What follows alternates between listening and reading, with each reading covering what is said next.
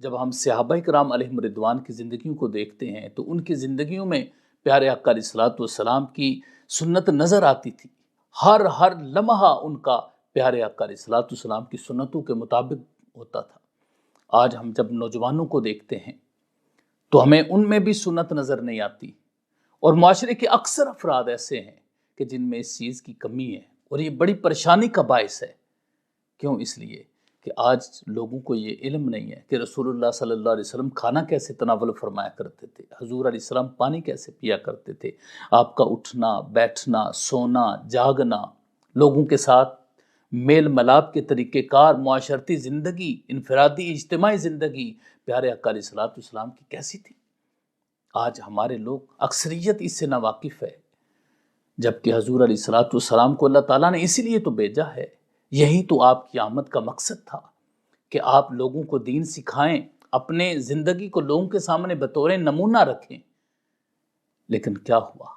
حضور علیہ الصلوۃ والسلام نے تو اپنا وہ فرض اور حق ادا کیا، اور آپ صلی اللہ علیہ وآلہ وسلم نے جب اس معاشرے کو دیکھا اور ان لوگوں کو دیکھا تو انہیں یہ فرمایا، فقد لبثت فیکم عمرا من قبلی، تم میری زندگی تم دیکھ چکے ہو کہ میں زندگی کیسے گزارتا ہوں، تم اس چیز کو اچھی طریقے سے دیکھ چکے ہو، تو پھر میرے طریقے کو اڈاپٹ کرو۔ پھر وہی معاشرہ جس میں ظلم و ستم ہوتا تھا، قلبی نفرتیں تھیں، عدم برداشت تھا، جس میں ایک آدمی دوسرے کو برداشت نہ کرتا تھا، قتل و غارت گری تھی، ظلم و بربریت تھی،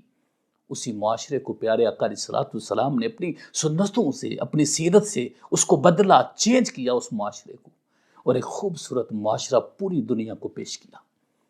آقا علیہ الصلوۃ والسلام نے واضح طور پر اس ساری نفرتوں اور قلبی منافرتوں کو ختم کرتے ہوئے حضور علیہ الصلوۃ والسلام نے فرمایا، الا کل شیء من امر الجاہلیۃ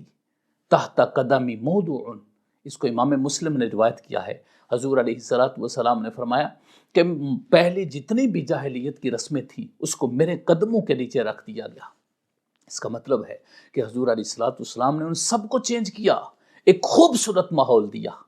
وہی نفرتیں محبتوں میں بدلی، وہی دشمنیاں پیار میں بدلی، چاہت میں بدلی، قرب میں بدلی، وہ دوریاں ختم ہوئیں،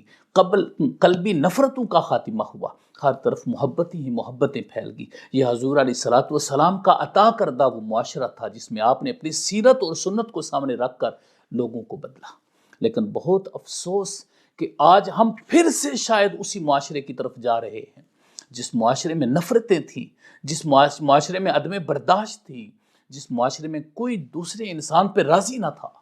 شاید ہم پھر سے اسی معاشرے میں جاتے ہوئے نظر آ رہے ہیں۔ ہر انسان دوسرے کو جب دیکھتا ہے تو غصے کی نگاہ سے دیکھ رہا ہے۔ بہت کم لوگ ہیں جو حضور علیہ الصلوۃ والسلام کی سنت کو باقی رکھتے ہوئے محبتوں کو بکھیر رہے ہیں۔ آقا علیہ الصلوۃ والسلام نے یہ فرمایا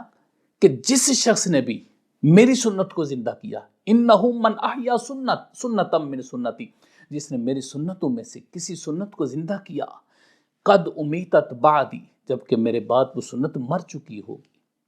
اس سنت کے مردہ ہو جانے کے بعد جس نے میری سنت کو زندہ کیا، وہ وقت بھی آنا تھا کیا کہ پیارے آقا علیہ الصلوۃ والسلام کی سنت نے مردہ ہو جانا تھا۔ آقا علیہ الصلوۃ والسلام نے تو اس کی خبر دی،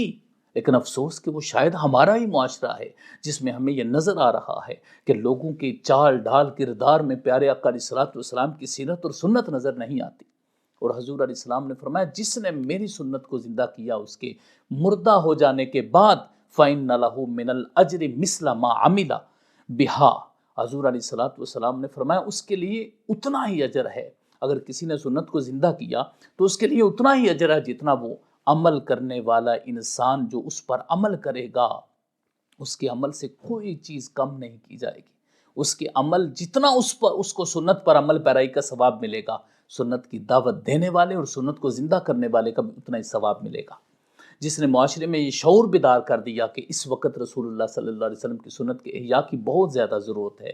اس کو تمام لوگوں کی سنتوں پر عمل پیرا ہونے کے برابر اجر و ثواب عطا کیا جائے گا۔ اس کو امام ترمذی نے روایت کیا ہے اور یہ اس حدیث کو حسن قرار دیا ہے۔ اور دوسری جگہ پر پیارے آقا علیہ الصلوۃ والسلام نے یہ فرمایا، المتمسک بسنتی عند فساد امتی فلہ اجر شہید۔ حضور علیہ الصلوۃ والسلام نے فرمایا جس نے میری امت کے فساد اور بگاڑ کے وقت میری سنت کو مضبوطی کے ساتھ پکڑ لیا، اس کو شہید کا ثواب ملے گا۔ اس حدیث میں جس کو امام طبرانی نے روایت کیا ہے، اس میں صرف شہید کا ذکر ہے، 100 شہید کا ذکر نہیں۔ اور اس کے بارے میں امام منذری نے فرمایا اسناد لا باس بہ، اس میں کوئی حرج نہیں ہے۔ اور جس وقت ہم اپنے معاشرے کو دیکھتے ہیں کہ پیارے آقا علیہ الصلوۃ والسلام کی سنت کو کون مضبوطی کے ساتھ پکڑے ہوئے ہے، تو ہمیں بہت کم لوگ ایسے نظر آتے ہیں۔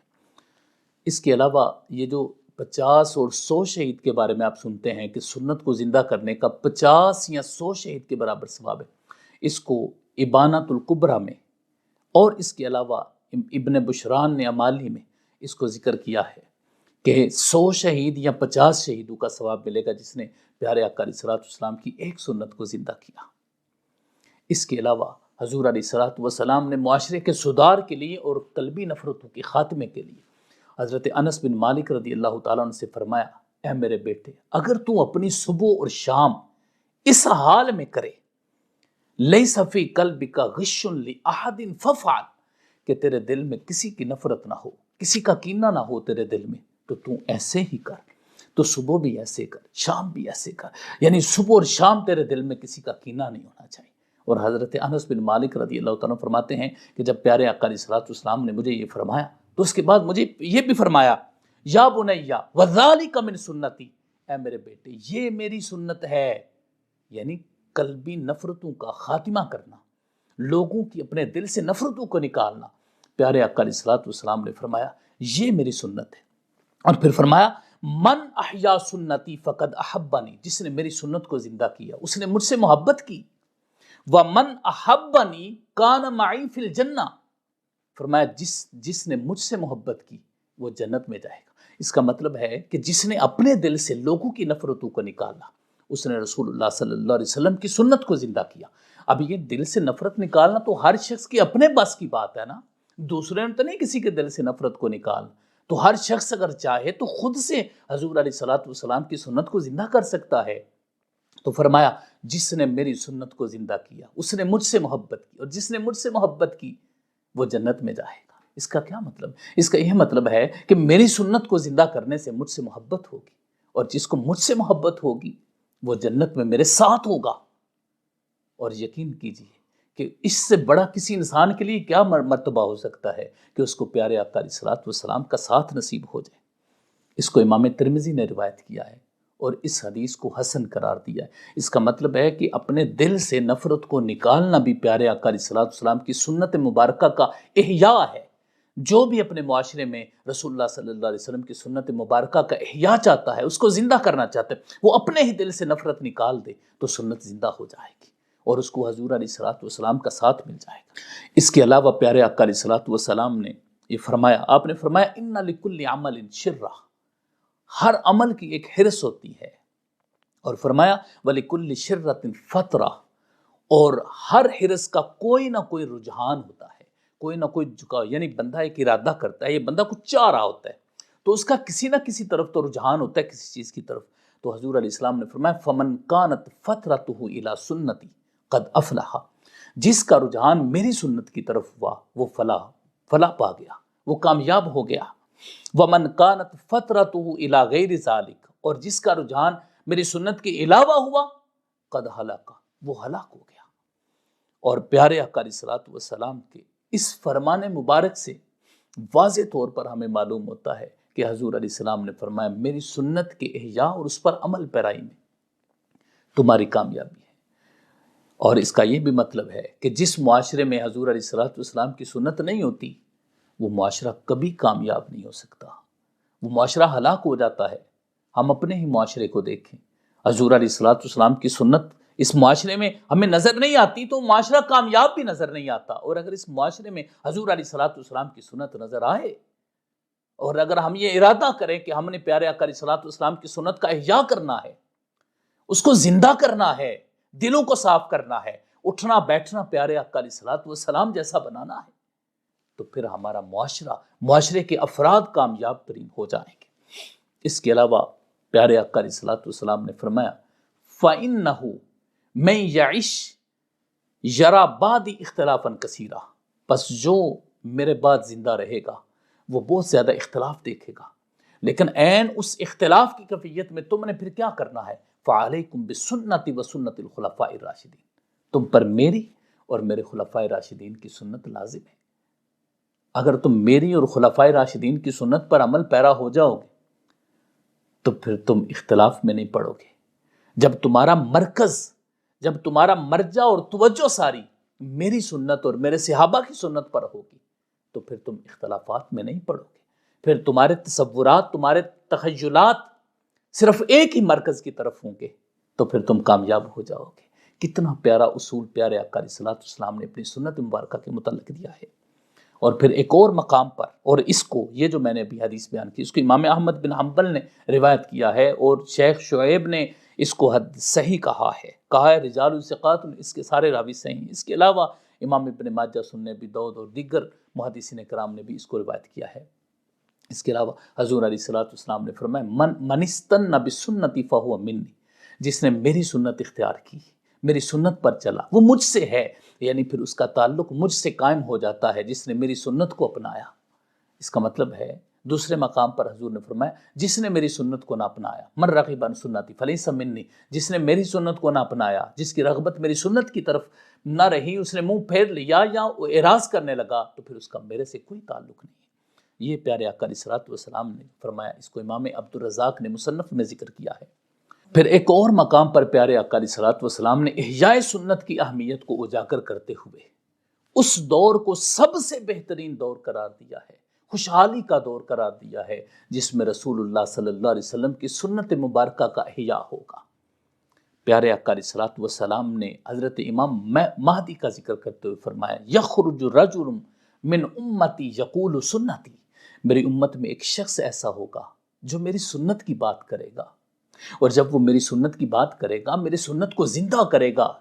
ساری دنیا تک میری سنت کو عام کرے گا، عام اس کو معاشرے میں رواج دے گا، پھر ہر طرف میری سنت کی بات ہوگی، پھر کیا ہوگا؟ ينزل اللہ عز وجل له القطر من السماء، پھر اللہ رب العزت ان کی خاطر آسمان سے بارش نازل فرمائیں گے، وتخرج الارض من برکاتها، اور زمین اپنی برکات نکالے گی، اپنا ثمر نکالے گی، اور زمین اپنے اناج اگائے گی، ہر طرف خوشحالی خوشحالی ہوگی، تملأ الارض منه قسطا وعدلا، ان کی وجہ سے زمین عدل و انصاف سے بھر جائے گی جس طرح اس سے پہلے ظلم و ستم ہو رہا ہوگا۔ میرے بھائیو دوستو، آپ اندازہ کریں کہ وہ دور جس میں احیاء سنت کی بات ہوگی، رسول اللہ صلی اللہ علیہ وسلم نے اس کو خوشحالی کا دور قرار دیا۔ اگر ہماری ذاتوں میں حضور کی سنت نظر بھی نہ آئے، سیرت نظر بھی نہ آئے، احیاء سنت بھی نہ ہو، ہمارا سونا جاگنا، اٹھنا بیٹھنا، میل ملاپ، سلام دعا، یہ پیارے آقا علیہ الصلوۃ والسلام جیسا اگر نہ ہو تو پھر ہمارا معاشرہ کیسے خوشحال ہو سکتا ہے؟ احیاء سنت کو مختلف طریقوں سے ہم یہ ذمہ داری لے سکتے ہیں۔ ایک تو یہ ہے کہ جو ہماری ریاست ہے اس میں جو اصول و قوانین ہوں وہ رسول اللہ صلی اللہ علیہ وسلم کی سنت کے مطابق ہوں، وہ پیارے آقا علیہ الصلوۃ والسلام کے احکامات کے مطابق ہوں۔ دوسرا، ہمارا جو فیملی سسٹم ہے وہ بھی حضور علیہ الصلوۃ والسلام کے طریقہ مبارکہ کے ساتھ ہو۔ ہمارا اکنامک سسٹم، جوڈیشل سسٹم، ہمارا سوشل سسٹم، فیملی سسٹم اور ہمارے ڈیفینسو سسٹم، سب کچھ اگر پیارے آقا علیہ الصلوۃ والسلام کی سنت مبارکہ کے مطابق ہو جائے،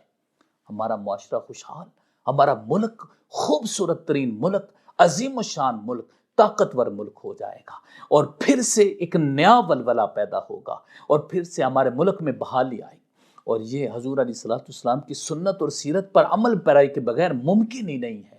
آؤ ہم یہ عہد کرتے ہیں کہ ہم نے سب سے پہلے اپنے اوپر پیارے آقا علیہ الصلوۃ والسلام کی سنت کا نفاذ کرنا ہے، اپنے دلوں کو صاف کرنا ہے، ذہن کو صاف کرنا ہے، اور گناہوں سے بچنا ہے، صراط مستقیم پر چلنے کی کوشش کرنی ہے۔ ہم نے ہمارا کھانا پینا، اٹھنا بیٹھنا، جاگنا، میل ملاپ، دوسرے لوگوں سے ملنا، لوگوں کے ساتھ تعلقات، اپنی فیملی کے ساتھ تعلقات، یہ سب پیارے آقا علیہ الصلوۃ والسلام کی سنت کے مطابق ہوں گے۔ اگر اس طریقے سے سنت کا احیاء ہو جائے گا تو ہم کامیاب ہوں گے۔ اور اس سے بھی ایک بہت ضروری بات جو میں آپ سے کرنا چاہتا ہوں، میں نے کئی جگہ پر دیکھا ہے کہ لوگ اپنی تحریر جس وقت لوگ لکھتے ہیں نا تو نیچے حوالہ کسی امام کا دیتے ہیں، حالانکہ وہ پیارے آقا علیہ الصلوۃ والسلام کی حدیث ہوتی ہے۔ تو کتنے افسوس کی بات ہے کہ ہم حدیث پیارے آقا علیہ الصلوۃ والسلام کی ہے، سنت ہے، اور اس کے لیے ہم حوالہ کسی فتاویٰ کا دے دیتے ہیں اور کسی کی طرف اس کو منسوب کر دیتے ہیں۔ کیوں نہیں ہم مصدر اصلی کی طرف جاتے؟ کیوں نہیں ہم ان مصادر کو دیکھتے جس میں ہمیں پیارے آقا علیہ الصلوۃ والسلام کی حدیث اسناد کے ساتھ ملتی ہیں؟ ہم ان کو کیوں نہیں دیکھتے؟ اور پھر اس سے بھی بڑی پریشانی کی بات یہ ہے کہ ہم نے جو سیکنڈری سورسز ہے اس کو ترجیح دے رکھی ہے، اور جو اوریجنل سورس ہے پیارے آقا علیہ الصلوۃ والسلام کی احادیث کا، اس کی طرف توجہ نہیں کرتے۔ اور ہمارے مساجد کے جو ائمہ ہیں اور ہمارے جو معاشرے کے اصلاح کرنے والے لوگ ہیں، مبلغین ہیں، ان کی توجہ احادیث کی بجائے اقوال کی طرف زیادہ ہے۔ کیوں نہ ایسا ہو کہ جب ہم جو بھی بات کریں تو پیارے آقا علیہ السلام کی حدیث کی بات کریں، سیرت کی بات کریں، پھر احیاء سنت ہوگا اس معاشرے میں۔ اور میرے بھائیو، جس وقت اس معاشرے میں احیاء سنت ہو گیا، کسی چیز کی کمی باقی نہیں رہے گی۔ اللہ رب العزت ہمیں پیارے آقا علیہ الصلوۃ والسلام کی سنت کا احیاء کرنے اور اس کی اتباع کرنے اور اس پر عمل پیرائی کی توفیق عطا فرمائے، آمین یا رب العالمین۔ وصلی اللہ علی حبیبہ سیدنا محمد وآلہ وصحبہ اجمعین برحمتک یا